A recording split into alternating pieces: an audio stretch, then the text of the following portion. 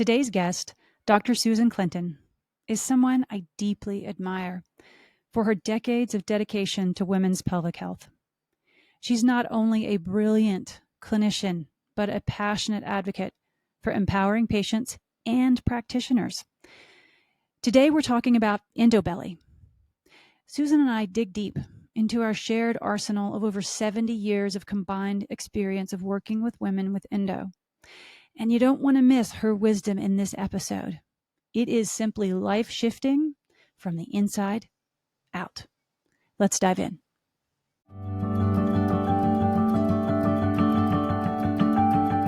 Hello, everyone, and welcome back. I am super excited to have a second-time guest back on the show, Dr. Susan Clinton. Welcome.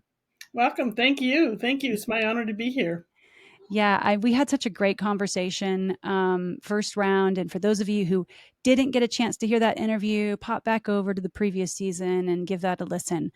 But before we jump in, I just want to tell you guys a little bit about Susan and her background, what she does. And of course, we'll have all these links in the bio that we mentioned throughout the episode. So Dr. Susan Clinton is amazing. That's not her bio, okay, but I'm just going to say that first. She is an award-winning PT, mentor, educator with over 4 decades of experience. She specializes obviously in pelvic health, women's health, integrative physiotherapy, empowering clients and practitioners alike to transcend limitations and get the results that you deserve and that you want. She's the founder of LTI Physio. She leads coaching programs, mentorships, educational initiatives that help women embrace health and vitality while guiding healthcare providers to build sustainable, fulfilling careers. And that's, I think, a key word, sustainable. She's a sought after speaker at conferences, workshops, and podcasts, and she shares cutting edge thoughts in those regions and areas to introduce an approachable way, an inspiring way to treat. But beyond her clinical expertise, Susan's an international instructor, co-host of the Tough to Treat and the Genius Project podcasts, and co-founder of the Global Women's Health Initiative. Her passion for advancing healthcare is matched by her love of dancing, hiking, and supporting international women's health initiatives. Welcome. Thank you. My honor to be here. Yeah. All right, you guys, buckle up. Let's talk about gut health and endo. A lot of people know the word endobelly. So I think that's a really good place to start. I mean, what's the connection between gut health and endometriosis from a clinical perspective? And I think it could be maybe harnessed in the word endobelly and kind of expanding on that. So tell us a little bit about that. Yeah, I think Endobelly got its origin or its quote moniker because there was an effort and a push to get people to understand that endo lesions can occur anywhere and not Yes. just around the uterus. As we all know, we've been fighting that battle for a long time. And getting people to understand and open up, and better ways of like finding it, better ways of dealing with it, and better ways of understanding it when it presents clinically. So it's kind of endobelly to me has kind of become a catch-all term, much like low back pain or knee pain or bladder pain. There's many reasons for it. And I think when we think about it, probably the most interesting thing to think about from a person with endo is the fact that we have the lesions set up scarring, Yeah. right, along the Yeah. bowel. And that could be the stomach, it could be the small intestines, it could be the large intestine, it could be the rectum, it could be, all of those areas. And oftentimes the scarring and from the lesions kind of can pull pieces of our bowel together, making these obstructions and things like this. The other thing about the endo lesions in the small intestine is they become this nice little dark cave that things can slip into and stay there. So a lot of times people will get not really misdiagnosed, but if it's they'll be diagnosed with SIBO, small intestinal bacterial overgrowth. That's a big word for Mm-hmm. saying that we just have stuff in our intestines that's not should not be there and is kind of rotting. So we want to get that out. So they give them the medication to do that. And generally, what ends up happening is it comes back and it keeps coming back because the issue isn't so much, yes, there's that problem, that first aid that needs to be solved, but what's the underlying component of it? Yeah. And then also on the flip side, following any type of surgery for anything, there's always scarring.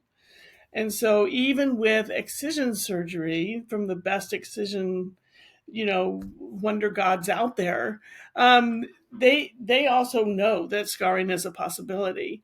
And this is, I think, some of the things we're going to talk about a little later on this is kind of what can we do about that? Yeah. What can we do about it pre when we find it, and what can we do about it post surgery when they've been given the green light that you're all healed, but the way the body heals is through creating scar tissue. That's right. I think that's a commonly misunderstood aspect, and Mhm. that people may be looking for, a definitive, you know, finger on a hot point button of this is exactly what's going on in the gut when you have endo, but it is much more um, broad, Yeah, in that, just like you were saying, if it is a small intestinal bacterial overgrowth or something like that, we got to get down to the root cause of it.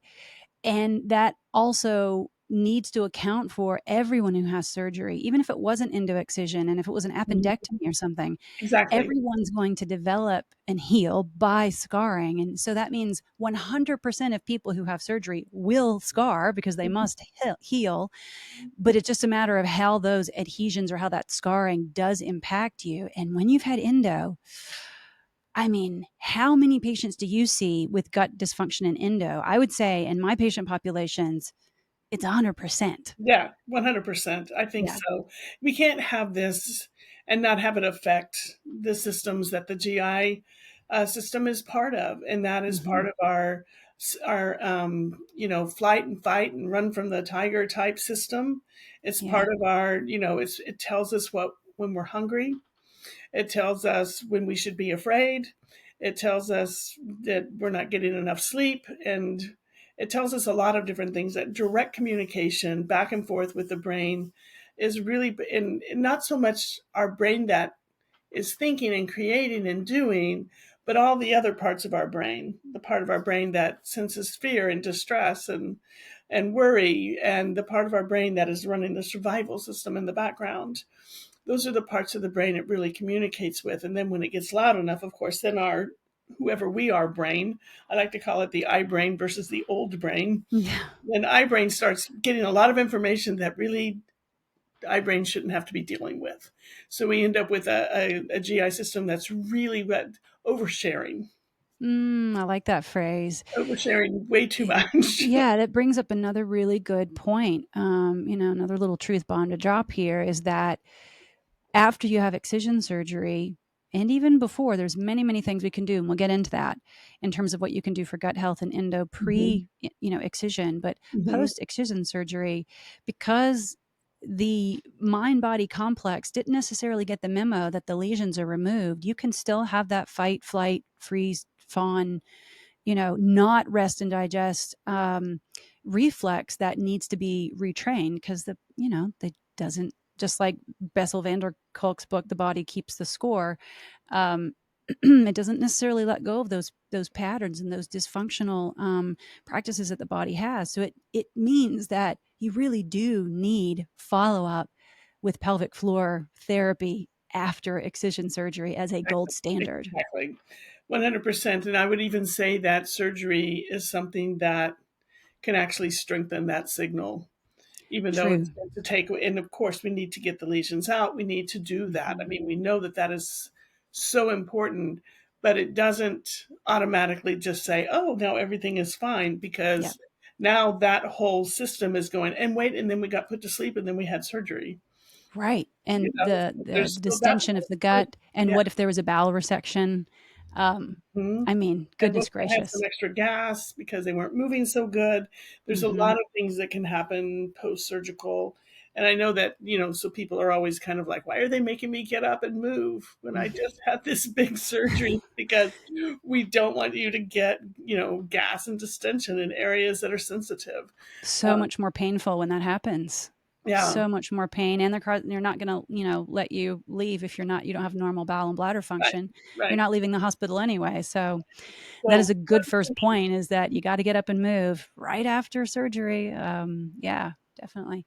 and Can then, you go yeah, ahead? go ahead. No, I was going to say, and then the other part, thinking about, initial, work, in the hospital, and like even the days beyond, is a comfortable, compression device around your belly. Yeah. Really important for helping heal. We put when we hurt our if we have knee surgery or ankle surgery, they put compression wraps on there, right? They put ice, they put compression wraps on there. We don't do that around the belly as much as I think we really should. I think any post abdominal surgery should have some sort, and I'm not talking about the big binder with all the, with all the clips and all of the stuff. We don't need that, but something nice and easy that can just Velcro on and around and give that tissue some support so that it can heal, but also that helps replace the pressure Hmm. which we need in our belly, in our from our rib cage to our pelvic floor. There's a certain amount of pressure that needs to be in there in order for things to move through the way that they're supposed to. If we let ourselves expand out like a lake, we're not going to have the ability to move things through. So that that nice compression can be super helpful in the Yeah. post-surgical days. The other thing I think that comes into play too, and I just want to like dispel a massive myth. I had a patient last week, and she came in, and she very, very likely does have endometriosis, family history of strong family history of it, all the things that go with it, from Mhm. POTS and hypermobility, etc. And she had gone to her GYN just to discuss the possibility, to which the GYN said, and you probably know what I'm going to say already, Susan. Mhm. You can finish my sentence for me practically. She said, "Oh, well, when you hit menopause, it's not going to matter anyway. Your endometriosis is going to go away." Yeah. Right. Hmm. And so, one of the other things I wanted to mention is A, that is categorically false. Yeah. Okay. It's not, your endo is not going away because you have hormonal changes and you have less estrogen. That is a total myth. It's false. And I think there's a lot of maybe unintentional, medical gaslighting out there about it, but there's a lot of dismissal where you just get gaslit, Right. and your symptoms are ignored just because you're getting perimenopausal or Mhm. menopausal. So one of the things I wanted to talk about a little bit was looking at the role, explaining the role, talk about the role of the gut microbiome and hormonal regulation and pain perception, and how all that goes together when you have endometriosis. That's such a Yeah, critical intersection. it is. So the difference between what I think where a lot of the clash and kind of curiosity and misunderstanding comes from is a lot of times people who have endo in their belly are diagnosed with irritable bowel syndrome. Amen. Yeah. There's a distinct difference between what's happening and the sensitization, the pain, all of the things that are going on with endo that aren't really happening with IBS. There are things that are similar and things that are very different. In both cases, with irritable bowel syndrome and endo, it's the hypersensitivity of the lumen, whether it's in the stomach, the small intestine, or the large intestine.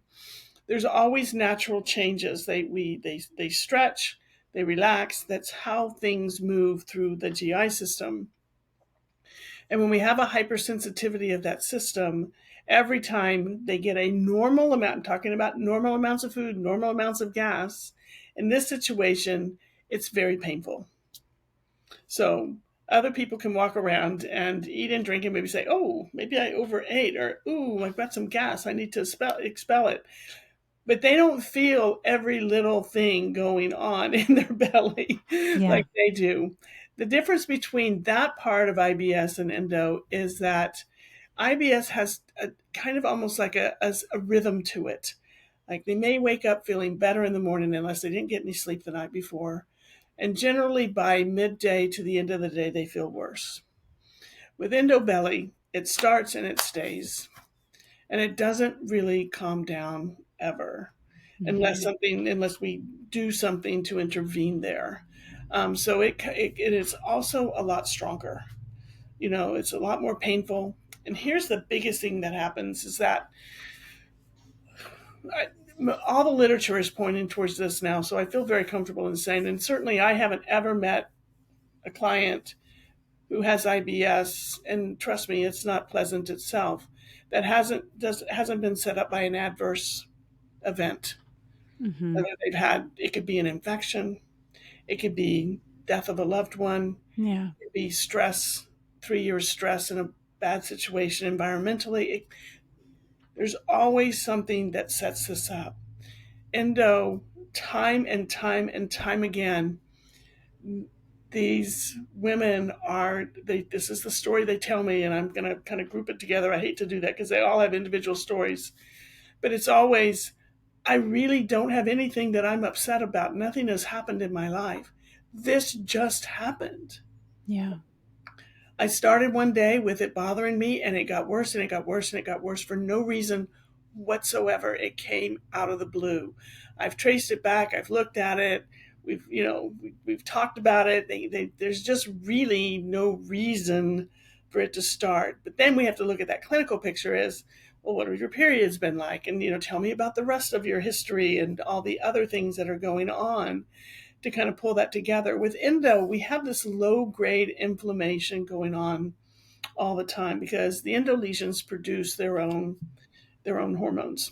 Mm-hmm. They're the kind of hormones that make us a bit more inflamed, right? They produce estrogen, but it's not the estrogen It's not the strain that we baby need. we want. Yeah, it's a different strain of estrogen, and the metabolites create this inflammatory response Mm-hmm. in the GI system because that's where metabolites are collected to Mm-hmm. be taken out with the Secreted. trash.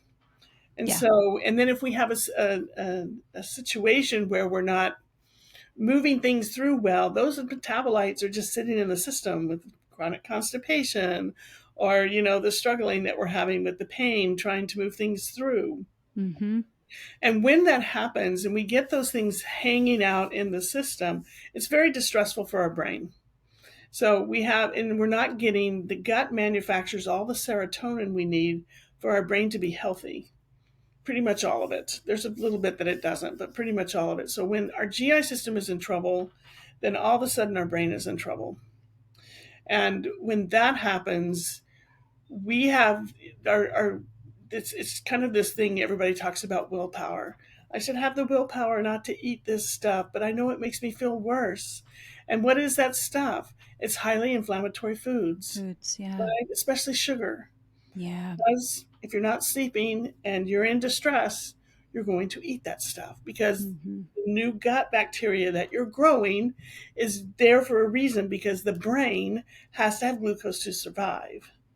So under stress, it's got to have more of it because in evolutionary times, or if we think back, just even 1,000 years, not even 2,000 years, the what happened is, when you got into a moment of stress where you had to like run for your life or something was happening, we also had a period of time where we could recover.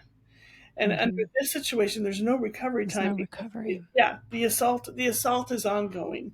Yeah. The armies may ebb and flow, but, yeah, but the war is on, Yeah. and the war is always there. So It's the a brain, good way to describe yeah, it. the brain is having to deal with the chronicity of that, and so it produces a hormone called cortisol, which I know everybody hears about and talks about. And cortisol is really important because without it, we'd be Gumby on the couch. Mm-hmm. We would never do anything. We need cortisol. It's how we wake up in the morning. It's how we have the energy to do the things we do during the day. It's that kind of like alert thing for us. But when we are under stress all the time from like a chronic thing like endo, the cortisol, we have too much of it. And it can be one of those things that creates that low grade inflammation. And what it does to the gut is it also creates a system where we have this barrier. If you think about in your gut, along the lining of your gut wall, your lower intestines, your small intestines, your stomach, there's these barriers that, keep all the stuff in that's the waste product to go out of the body. And it pulls all the nutrients out and it creates the waste as it goes through. Um, but what happens is that barrier begins to break down. So we get holes in the barrier. So think about defenses. So that barrier is a defense for the body as we manufacture waste, as we pull the harmful metabolites out and the different things that we don't need, and we absorb all the good things that we do need. Well, if we start getting, fissures and fractures in that defense wall, then a lot of that other stuff is going to get out too. And when it does, it goes into the bloodstream. And that's where we get all the stuff that people really hear about too, which is um, joint pain, skin, Mm-hmm. widespread skin and muscle pain, um, that neuronal nerve pain. Why nerve pain? Because if you have something in the bloodstream sits right next to the nervous system. So we don't have a nerve without having an artery and a vein next to it. And so that stuff affects the nerve and makes the nerve jumpy. And it goes to the spinal cord as well as up to the brain. So it overshares in the brain, but it's also in the spinal cord. So now we've got all of this kind of muscle tightness and, response system going on out in the body, including, what we like to call mast cell activation. That's just simply Mm-hmm. saying these cells to flight inflammation are being turned on for the wrong reason. Yeah, which is so, so common in endometriosis to also have Mhm. MCAS. Like you just said, Susan, mast cell activation syndrome, or short Mhm. MCAS. I think it's also important to go back to one other point you made about, you were talking about, the barrier and the holes in the barrier, which many people know as leaky gut or intestinal permeability. Mhm. That as that happens, or you have chronic constipation, it's difficult for things to move through because you're in a sympathetic fight or flight. Whether or not you had excision doesn't matter. You're going to have to work through that. Is that if you have trouble, um, then you also end up having an issue with, and you had mentioned this, but I want to point this out for the listener because it draws together the endo hormone aspect and the gut microbiome, is that then those metabolites accumulate, and that is also what makes periods worse. You get worse Yes. hormonal Yes. systems. If you're Mhm. perimenopausal, hold on, it's going to be rough. Your symptoms are going to be much worse. So if you're wondering, do I have intestinal permeability? Do I have a gut microbiome issue? Do I have too many of those unexcreted estrogen metabolites, in the system? Well, how are your cycles? Are they worse? Do you have more symptoms? Like you said, are you having more pain? Do you have more endobelly? So it could come from any of those aspects: more pain, more gut issues, and more, kind of hormonal issues at the same time. Right. It's not a good trifecta. No, it's not. And in perimenopause, I mean, if you think about what really happens in perimenopause is that we have fluctuating hormones, um, estrogen and progesterone and testosterone. They fluctuate and they change. If we're taking if we're making cortisol because of this low grade inflammation, trying to get through and trying to do these things, the way that we make that extra cortisol is we steal it from the group that makes the androgen hormones. So we already are at a deficit going in, and then when we go into perimenopause, we're at a much more of a deficit because we weren't making them as well anyway because it was being stolen to make the cortisol rather than making the progesterone where the estrogen and the testosterone come from. Right, right. So if you think about it that way, if you can remember back to the pandemic, there was a windshield factory that needed to make respirators because we needed them for the ICUs and what was happening. And so they basically had to take everything down, change it up, and retool it so that it would put out respirators. And our bodies do the same thing. When we're under stress, we need, we can have the adrenaline rush, but that doesn't last.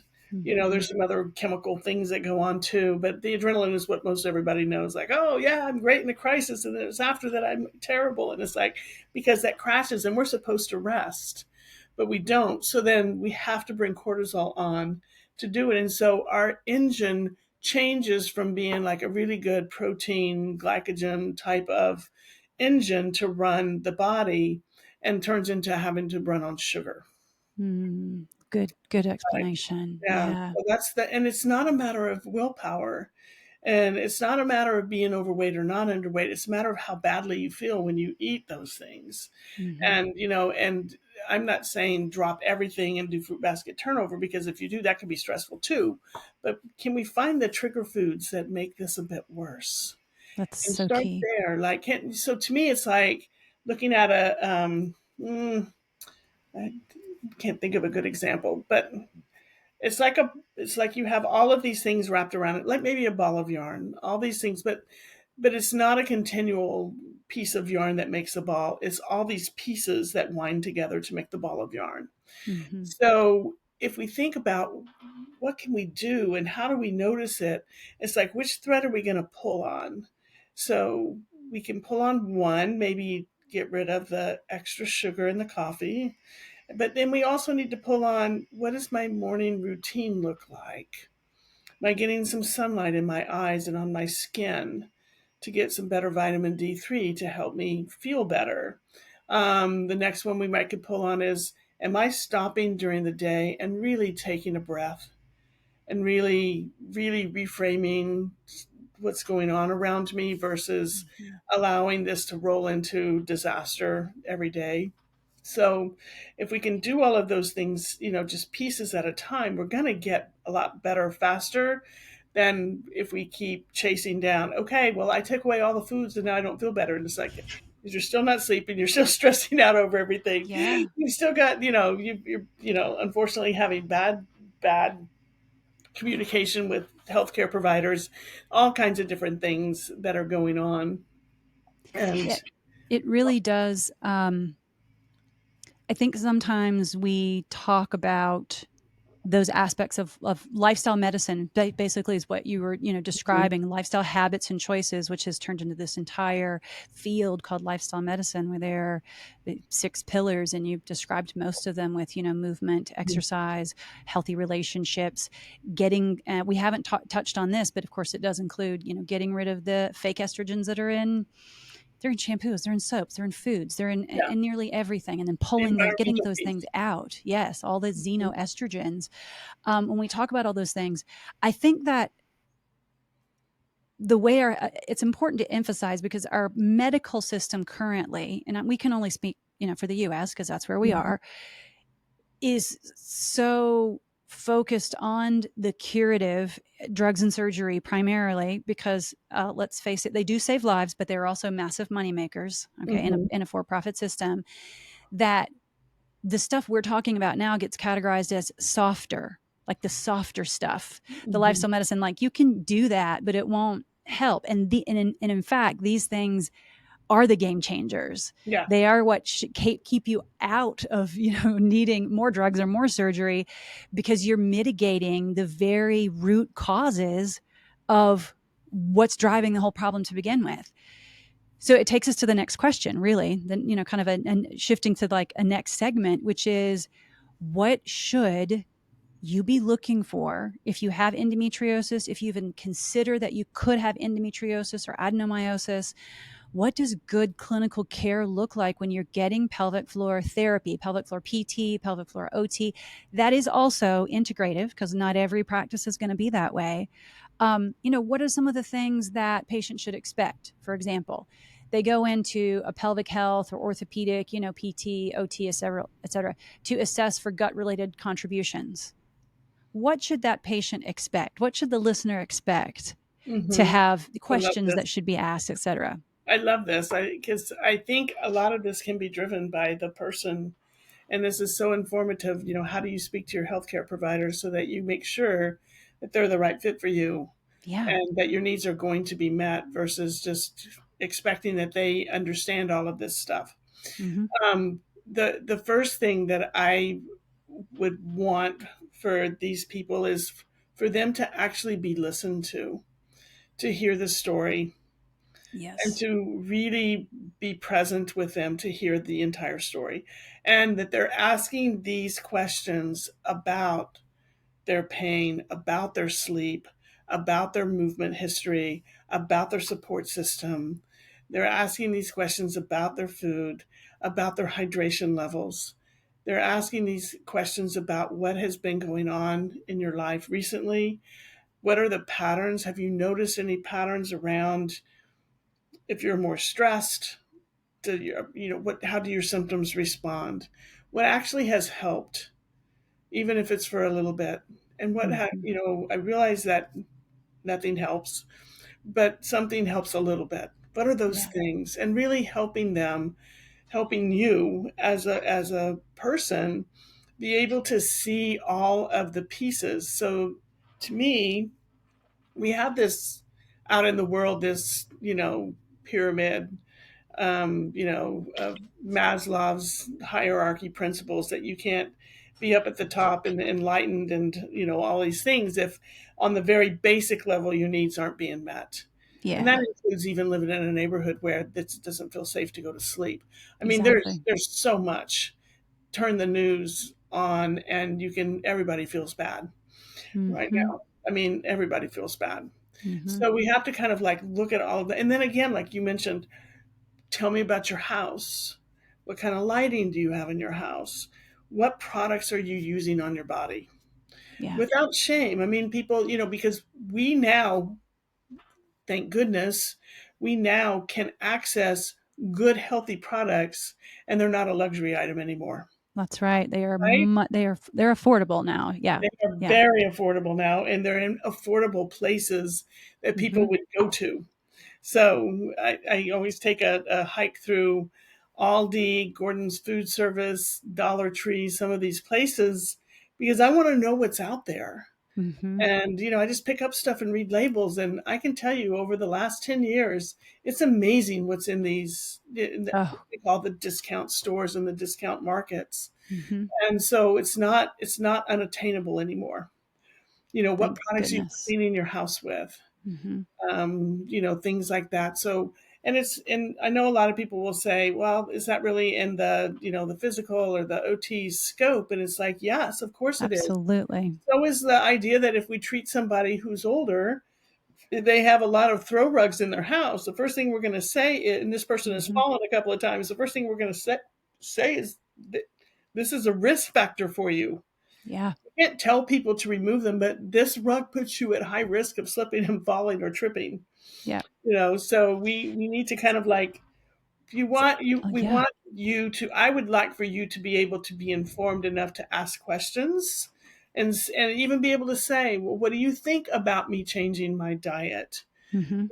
And if it's not in their purview to really spend time with you doing that, what I would hope is that they would say, let's get you to somebody That who can. really understands gut health and food.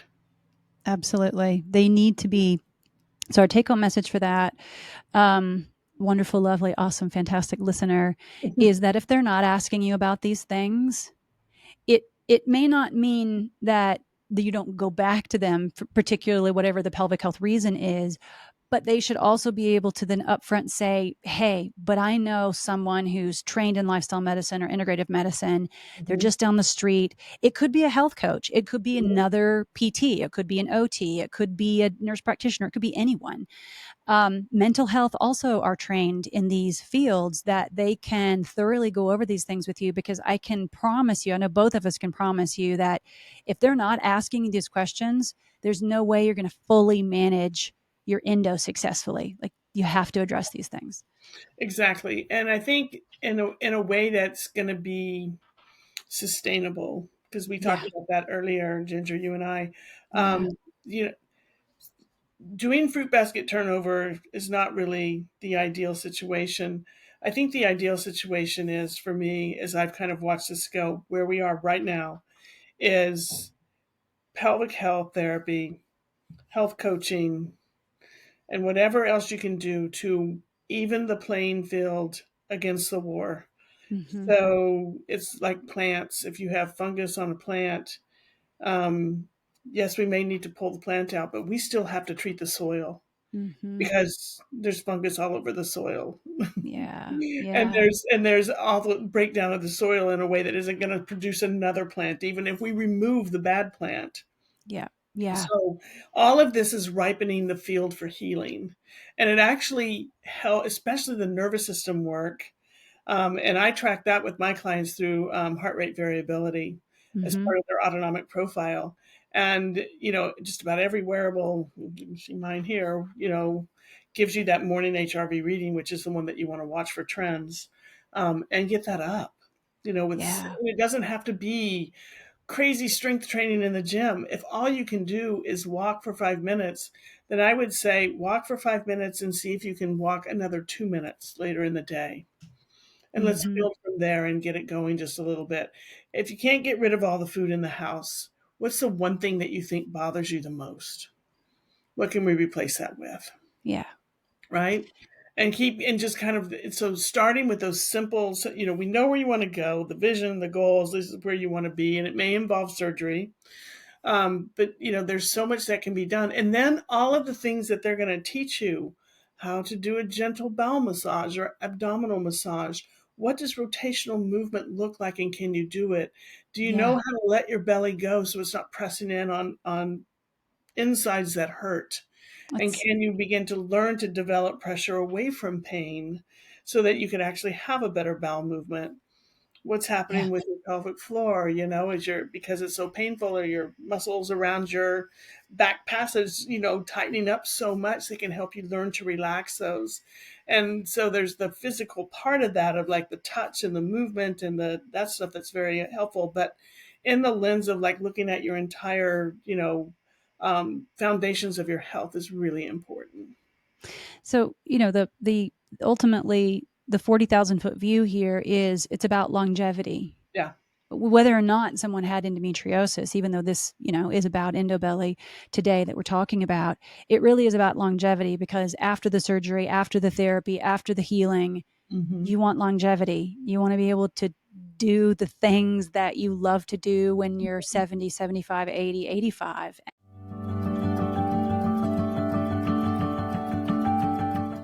First of all, I want to thank you for listening. We've had so many downloads and so much incredible feedback. So thank you. And now I have an ask. If you could, and you found this work valuable in the endometriosis and pelvic pain space, in the ending medical gaslighting for women's and pelvic health space, if you could do one of two things, I would be so grateful. One is to leave us a 5-star review. The link is in the show notes, or you can just simply open up your app. And for example, if it's Apple, just go to the upper right hand corner and click the plus sign to subscribe. Two, if your finances allow for it, could you please consider making a contribution? We don't receive any funding and haven't the entire time to create this podcast. So all of the production costs are coming out of my pocket. We aren't making anything on this at all. It's costing. So every bit of support that you can lend will make a massive difference. Thank you in advance for being a part of this work. Whether or not you've been a guest on the podcast or a listener, or you've downloaded episodes or subscribed and shared, I appreciate it. So if you could leave a 5-star review and consider making a contribution, it would really help the work continue. Thank you.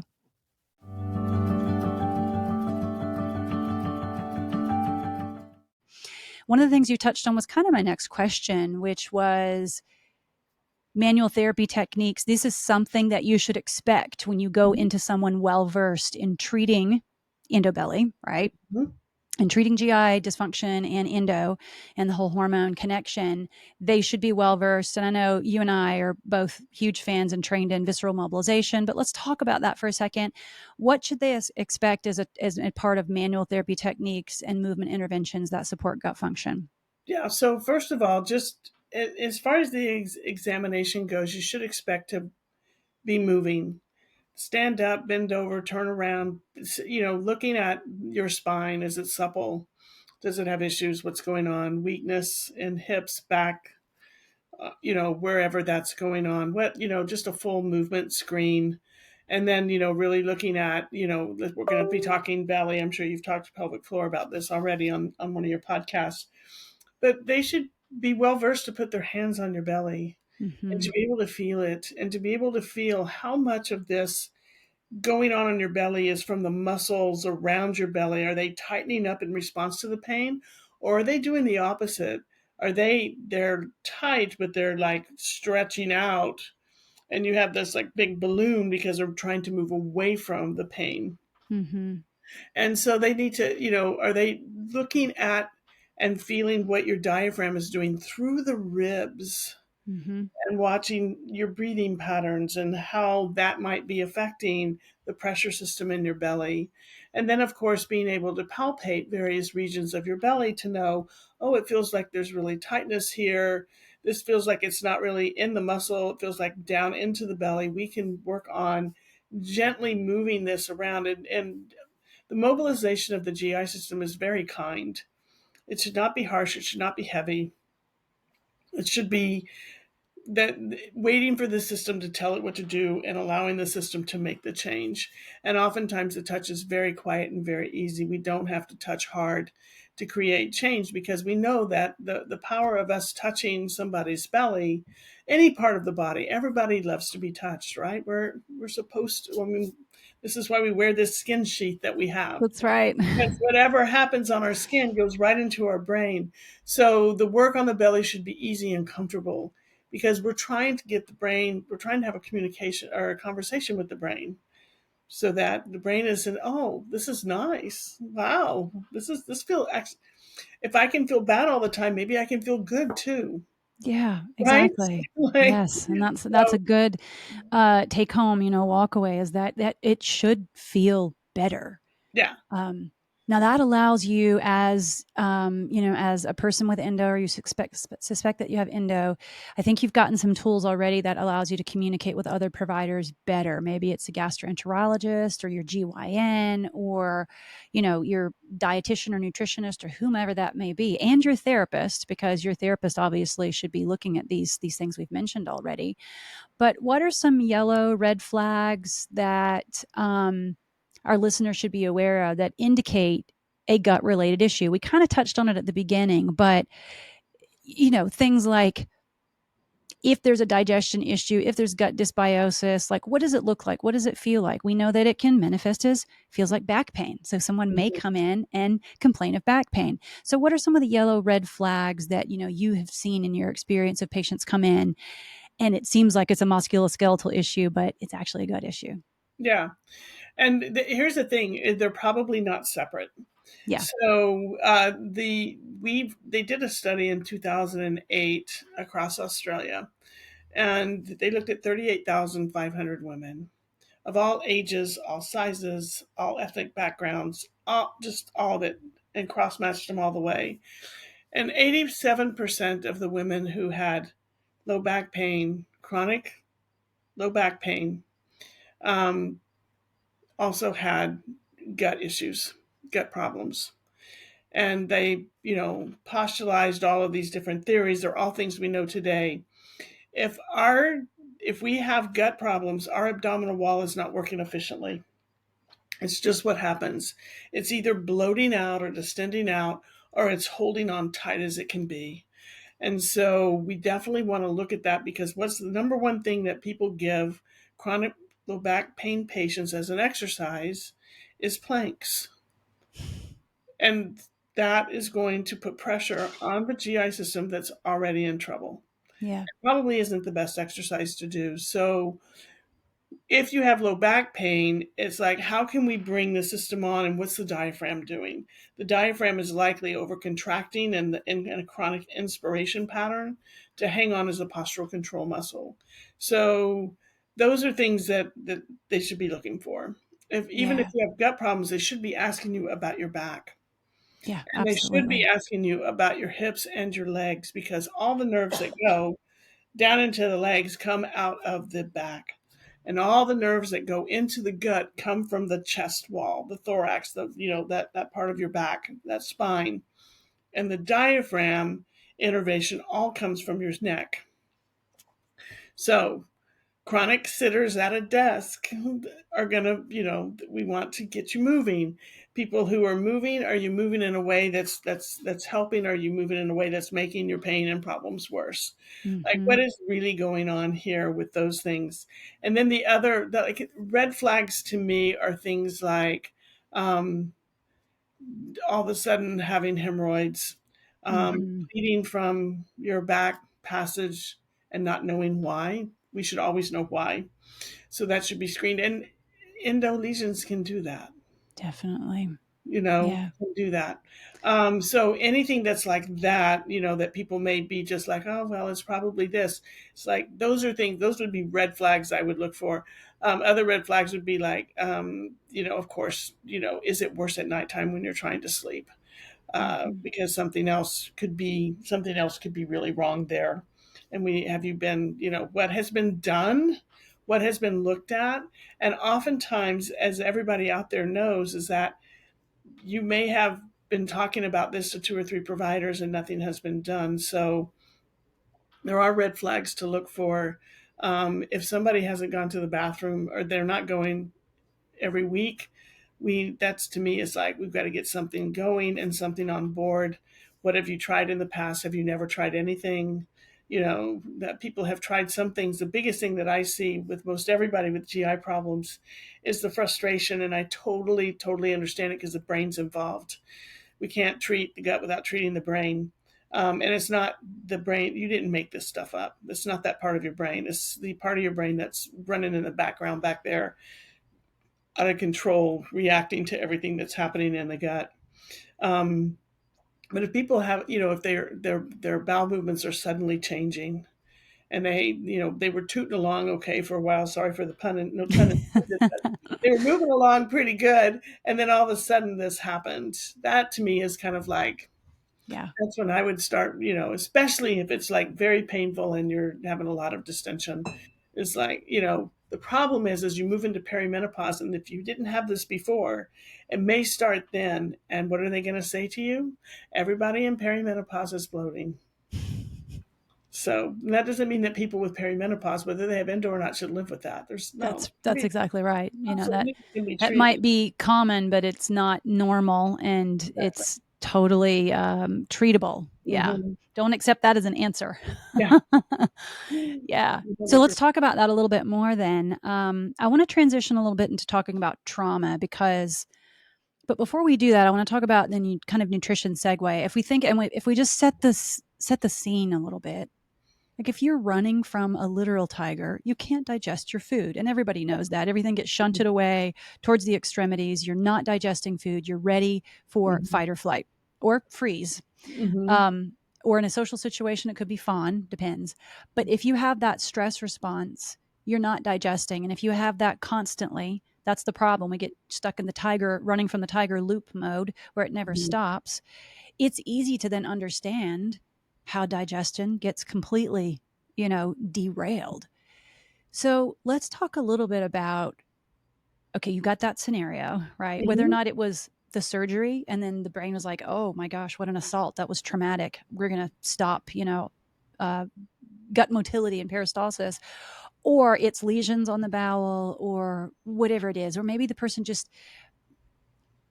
it's hard for them to know what to eat and how Hmm. it impacts them. Like there, any of those reasons could be, the driver.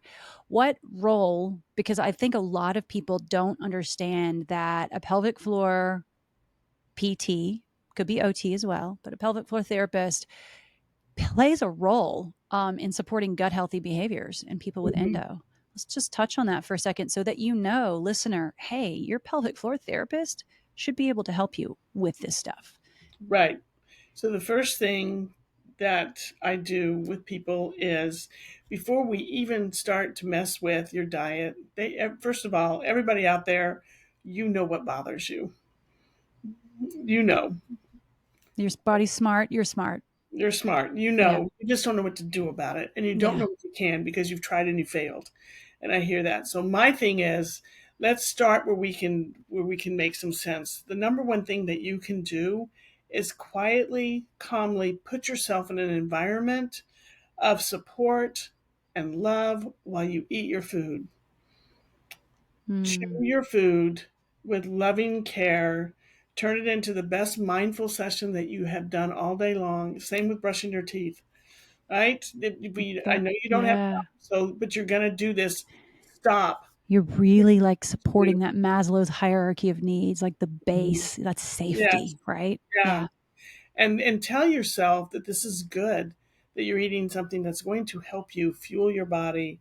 But when we slow down and chew our food and we really chew it, it changes the gastric functions. We have, they've done studies on this. They've had people chew 5 chews on an almond, 20 chews on an almond, and 40 chews on an almond. They knew the 20 chews would be better than the 5. Everybody knows that.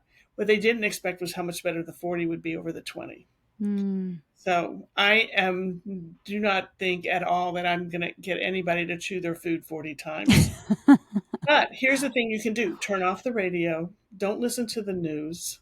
Oh, yeah. Right? Turn that off. Music changes everything. It Find does. something that you like to hear, or if it's a book on tape that you're enjoying, just something if you want to do that. But the biggest thing is just as you put whatever, if you use your hand, you use your fork, whatever it is that you use, when you put the food into your mouth, then you put your hand down onto your lap, or you put your fork down and put your hand on your lap. Every single time. Do that. And if you do that, you will slow down. Mm-hmm. If you only have 5 minutes to eat, do the best you can for half of it. Right? You're going to meet people where you are. I get it. We're busy. If you time yourself doing certain tasks throughout the day, you'll figure out how delusional your brain really is. Our brains are literally, they're delusional. That's why I laugh about artificial intelligence, because they say, oh, they're giving delusional answers. And it's like, because they're based on human brain.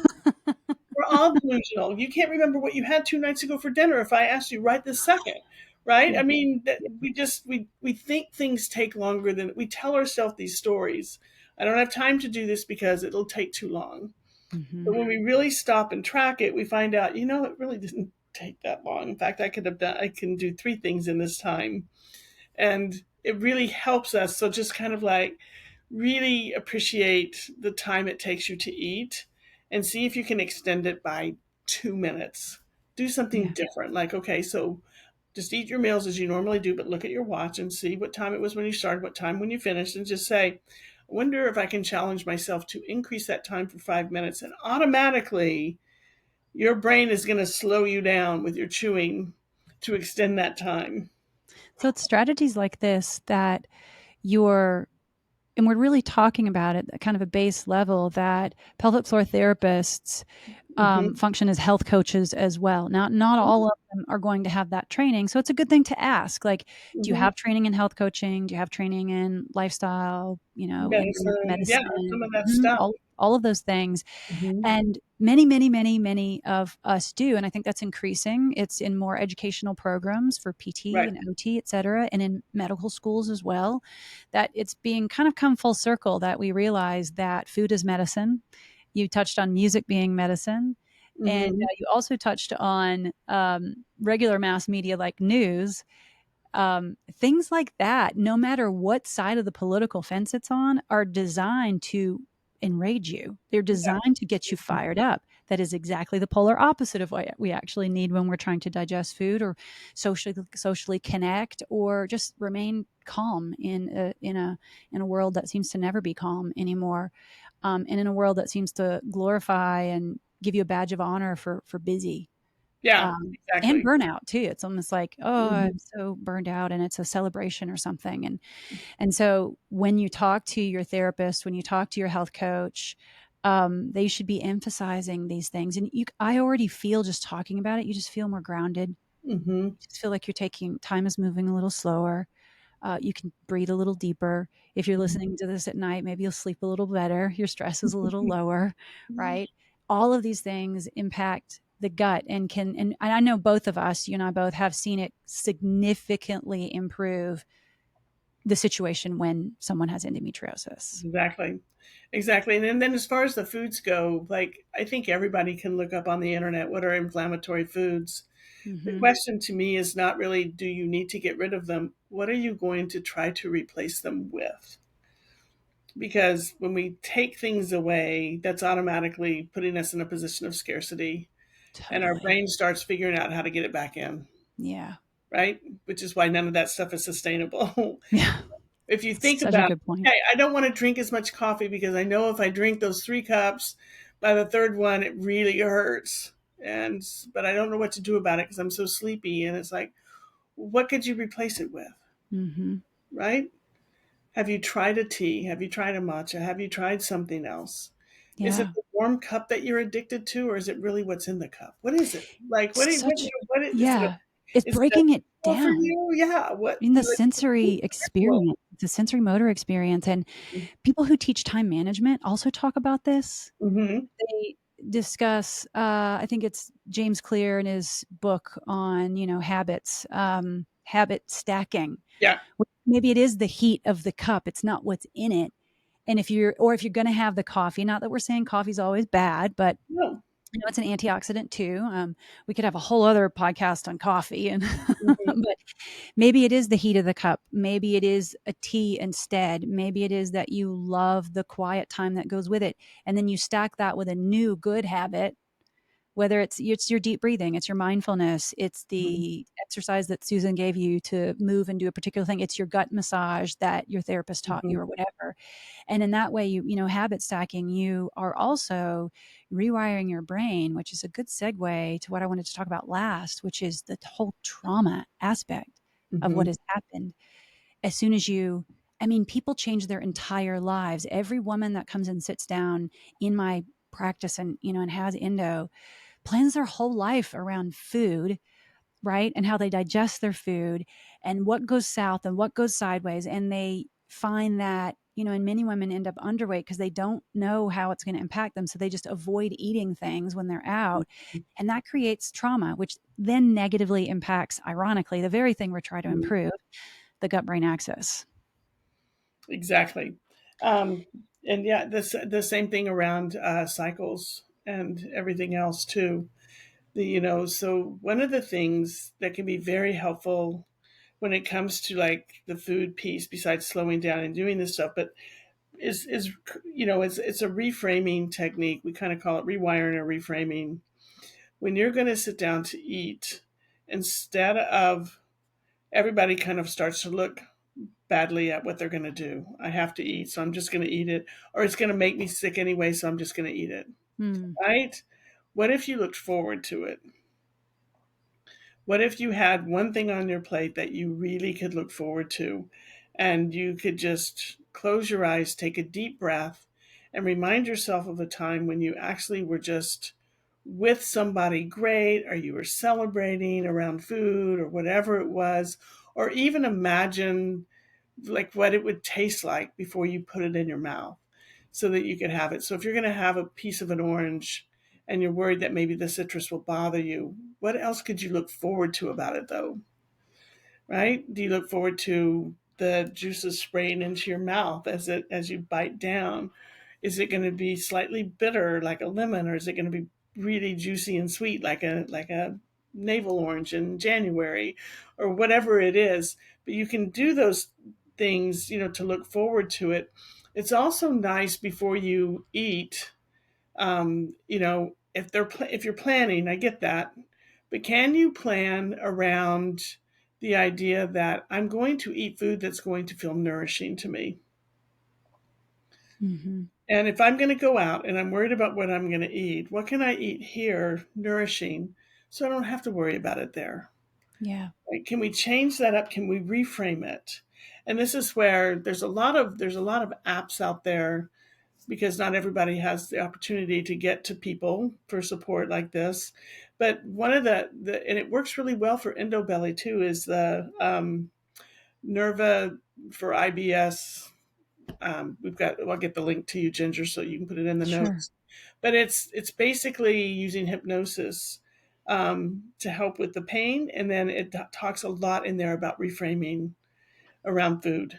You know, Mm-hmm. we don't want people to avoid eating, and Yeah. most of the time, if we can reframe it, it's not as bad. But we hear so much shame about it all the time, and then we have something that happens that makes us have pain. Now we have Right. shame and pain, and there's your And real fear. yeah. Yeah, real fear that our body measures and hangs on to, which Hmm. it begs to then discuss, like you mentioned, hypnosis. There is somatic work. Hmm. There's mindfulness, which is different from meditation. There Hmm. is vagus Cognitive, yeah, stimulation, and the other everything that we've already mentioned, like cognitive goes into behavioral treating it. therapy. There's a couple of apps that are based in CBT. Yeah, absolutely. So there's such a plethora of resources out there to shift the mind, to process the trauma that you've experienced.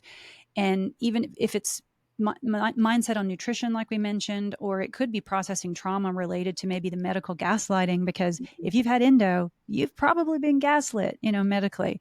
Mm-hmm. And because it takes so long to get a correct diagnosis.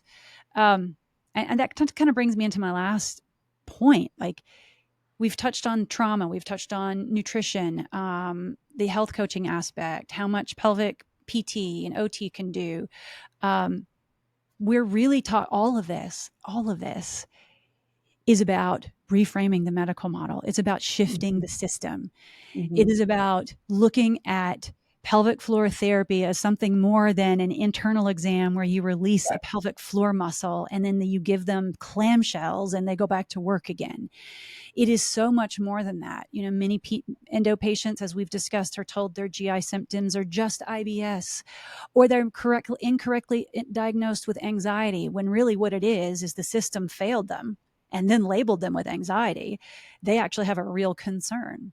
Um, we've talked about basically, we're advocating for deeper care. Mm-hmm. The patient reframes it, the client reframes it, we reframe it as professionals and listen compassionately. So, what are some of the changes that you would like to see, or there could be things that you're seeing now in how pelvic health, gut health, and endometriosis are treated in a truly integrative care model? Um, the changes that I'm seeing are that people are empowered and have agency over what is happening. That's the changes that I'm seeing. Yeah. And when we work in collaboration with others, um, and they're willing to, so they have to be willing to do it too. Like both of us have to be willing. It's, Mm-hmm. collaboration is a component of two or more that are willing and they have the intent to also go sideways and talk around it and go around the tree three times before they decide to climb it. And it's okay. All of that is good. But the biggest thing is that we have when people have agency over what's going on, they are going to be a lot. They're just going to be calmer. They're going to be feeling better. They're going to be less stressed. And their self-efficacy increases, so they believe that Yeah, they can do things and to it is them. heal That's it. themselves. So if we do it the right way, we actually work with you to find the answers for yourself. Mm-hmm. And when you find the answers for yourself, that gives deep trust, but it also builds not just self efficacy, it builds self empathy. Mm-hmm. That's And so that important. you can't be anything for anybody else if you don't have that for yourself. Yeah. That whole put your oxygen mask on thing first means something. That's why we tell people to stop and smell the flowers. It That's means right. something. It's not just rhetoric. Yeah. And the thing that I see now is I see the people who do this work and get the agency back of their lives. The ripple effect is that they are now turning and helping others. And That's that is how we change things. Yeah, to be able to take away from that experience, instead of a why me experience, it becomes a how can I use the horrible thing that I experienced to help lift others, because Mm-hmm. others help lift me. Mm-hmm. That's pretty powerful. Yeah. All And right. the ripple effect is what does it. It is. And It that's what changes that's what I everything. like to see. Mm-hmm. Yeah. So what's one thing that you two questions. One is what's one thing you wish every practitioner understood about the overlap of gut dysfunction and endo, so that no one else has to be gaslit and told your gut health has nothing to do with your pelvic health, right? Or your endo. What's one thing you wish every practitioner knew, and where can people find you? Okay. One thing I wish every practitioner knew was that not so much know, but what I wish every practitioner would do would look at much more of a subjective timeline with this client and really find out because they don't do this with IBS either. find out what happened when this, because they can all tell you when it started, Mm. what's going on, what happened around that. And if Yeah. they don't have anything that they can pinpoint, which they may, and it could be because my periods were so awful by the time I turned 18, every time my period came on, I got this bad pain. Now it's here all the time. That would tell me that that this is, possibly endo that's escalating. Mm-hmm. It started off cyclical around that nociceptive input or that, painful input from their period. And now it is every time they eat. Right. So, which would make me feel that way. And I just think, just that questioning about, people come in with gut stuff all the time. And I don't think they ask about their menstrual cycles. No. Yeah, you're right. I don't think they Yeah. ask about them, and they Mm-hmm. need to. Mm-hmm. Oh, I don't have any problem with my menstrual cycle. I've been on the pill. And it's like, Mm-hmm. why did you go on the pill? Mm-hmm. Right? That's when the story comes out. Oh, because I couldn't It even was get off horrible. the Yeah. couch. Yeah, I had to Yeah. do it. Or things got so bad at some point that, this was the answer and it worked really well for me, which is great. But that history is still there, which means there's like, this isn't, and they haven't gotten better with some of the things that makes IBS better. Yeah. So they don't respond to dietary changes nearly as much. They respond to nervous system changes more. Yes, I don't know if it was Stephen Hawking, I can't remember who said this, that said we don't experience the world, we experience our nervous system, Hmm. you know. So where can people find you? People can find me at ltiphysio.com, and they can email me at susan at ltiphysio.com. Um, Find me on Thank you. Instagram at sclintonpt and on LinkedIn as Susan C. Clinton. All right.